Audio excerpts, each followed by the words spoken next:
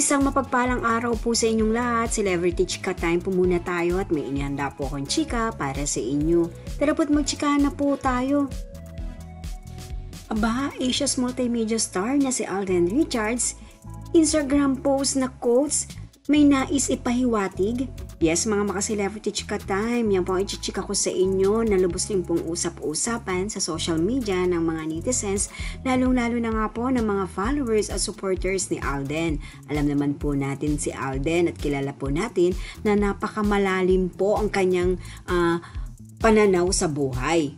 Bago po tayo dumako riyan, nais ko po munang batiin mga timbahay, team abroad at mga seniors natin dyan. Shout out po sa inyong lahat at happy Thursday po.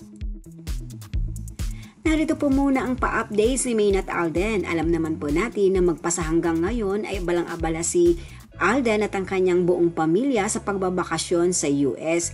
At ito naman pong si Maine, abay hindi na po naa-absent sa longest running noontime show na E80.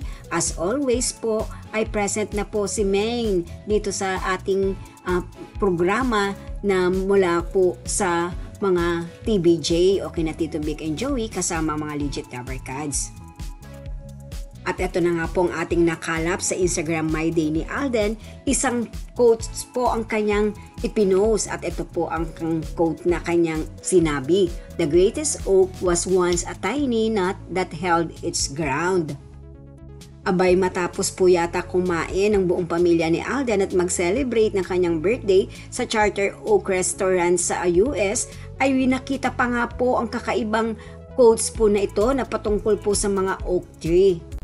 Sa inyo pong kaalaman, ang oak tree po ay nagsisimbolo ng strength o kalagasan, endurance, power, and ancient wisdom. Alam naman po natin na ang puno ng oak tree ay sobrang lalim po nito at makapit ang ugat sa lupa. Ito talaga pong si Alden, super lalim din po ang kanyang pananaw kung kaya't maaaring inihalin tulad po ni Alden ang kanyang buhay dito sa oak tree. Yan po ang aking chika updates for today. Salamat po sa inyong panunood. Huwag po kalimutang mag-subscribe. Pwede po mag-comment sa ibaba. Basta't wag lamang po harsh o nakakasakit sa isa't isa. Salamat po muli. Spread love, not hate.